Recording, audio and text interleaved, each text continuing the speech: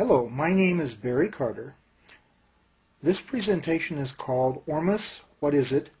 The Matrix of Consciousness.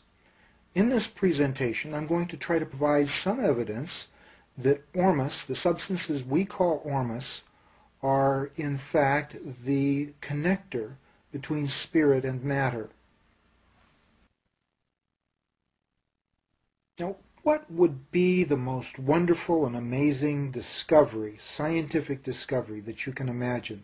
Have you ever heard of some ancient phenomena or ability that might benefit us today? If so, how might such a discovery change our lives and change the world around us? Give these things some thought as we continue with this presentation. Okay, suppose the ancients knew something very basic about our world that we don't know.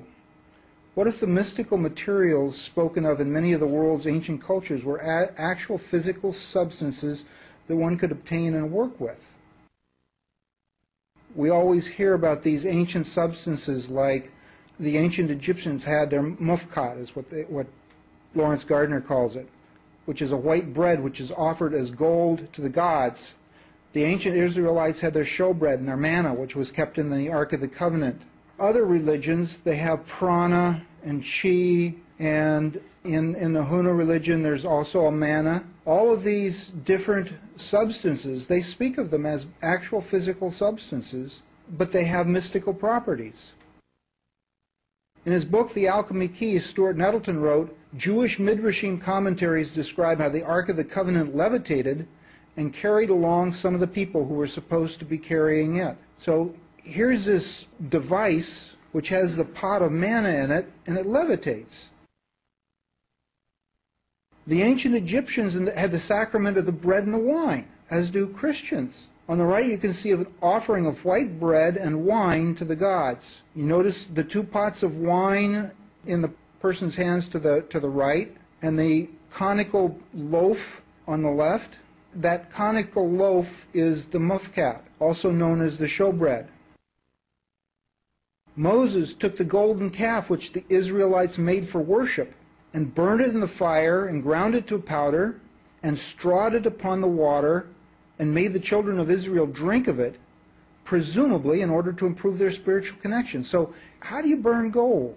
How do you do that? I mean, you heat gold up, it melts, right? You shouldn't be able to burn gold. Well, I've burned gold, actually burned it, and eaten it. In fact, I had some last night. Not what I burned, but some that somebody else burned for me. And it's relatively easy to do. You can convert the metal into a white powder and put it in water and eat it. The ancient Chinese alchemist Wei Po Yang wrote of the pill of immortality, which is made of wonton, or return medicine, an edible powder from gold. Here's this edible powder from gold. It's mentioned in the Bible. It's also mentioned in ancient Chinese texts. After one ingests wonton, the complexion becomes rejuvenated. Hoary hair regains its blackness, and new teeth grow where fallen ones used to be. If an old man, he will once more become a youth. If an old woman, she will regain her maidenhood. Now that sounds useful. Here's a picture of Wei Po Yang. He's the one on the left. Now, Artephius, another alchemist in the 12th century, claimed in his alchemical treatise titled The Secret Book that he had lived for the space of 1,000 years or thereabouts, which has now passed over my head since the time I was born to this day, through the alone goodness of God Almighty by the use of this wonderful quintessence. So here's this substance made from gold that allowed Artephius to live 1,000 years, allegedly. Fulcanelli, a modern French alchemist, or more or less modern, tells us in a book, The Mysteries of the Cathedrals, how the secrets of alchemy were carved and concealed in the architecture of the great cathedrals in Europe. He is believed to have made the Philosopher's Stone, helped by his study of these cathedrals. So the Freemasons built the alchemical symbols into the cathedrals that the Roman Church built. This probably was part of the dispute between the Masons and the Catholic Church, because they were concealing their knowledge and information in a building that was supposedly under the control of the Roman Church. But since they knew how to build these buildings, and the Church Fathers didn't, they had to put up with them, I suppose. If there's truth in these ancient stories, then the truth should be open to examination by modern science. We should be seeing some of these phenomena that were spoken of here. Some modern scientists have postulated that there is a non-physical template for the physical world, a spirit template, if you will. David Bohm calls this template the implicate order. Implicate meaning implicit, meaning sort of hidden order. And the explicate order, which is explicit, the world we know, is an image of this implicate order. The physical world is an expression of the non-physical template. Now, I like to use an analogy. This is sort of like a field of information that we can connect to. Sort of like the internet is an information source that we can connect to over the phone line or over the cable. So I call it the internet, this non-physical internet or connecting arena or area where we connect with everything that is. In this model, there would be a connector between the physical world and spirit, so to speak, between what we see, what we feel, the world as we know it, and the non-physical. And this connector would have certain properties.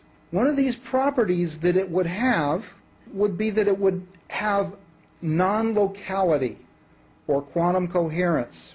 Now, non-locality means that it's not local. It's nowhere specific. It's everywhere at once. And being everywhere at once, we're starting to talk about attributes that people have attributed to God.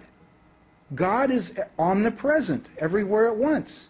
And here we're talking about physical substances that have attributes of spirit. And physicists are saying that there are physical substances that have non-local properties. They behave as if they're everywhere at once. If you put a signal in over here, it instantly responds over there. There's no time lag. It's faster than the speed of light. Some scientists say billions of times faster. Some scientists say instantaneous. It's so much faster that they can't measure how much faster it is. So what is this connector?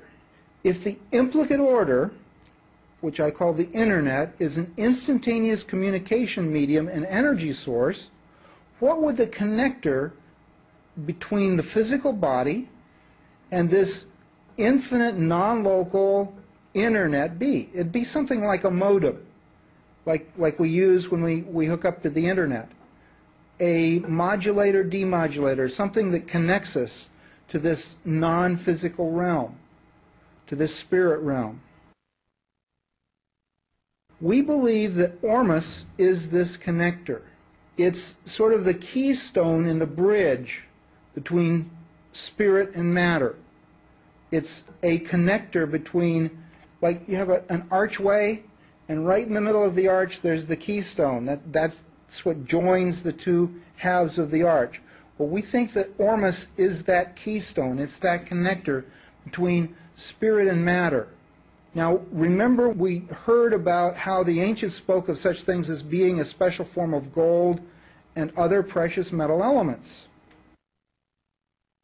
These are the known ORMUS elements. Notice that all of the precious metal elements are in here, in addition to some that aren't really considered to be precious metal elements. These are almost all or all transition elements. They're right in the center of the periodic chart.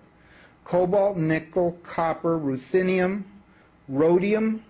Now, ruthenium is precious metal, rhodium, palladium, silver, rhenium, osmium, iridium, platinum, gold, and mercury.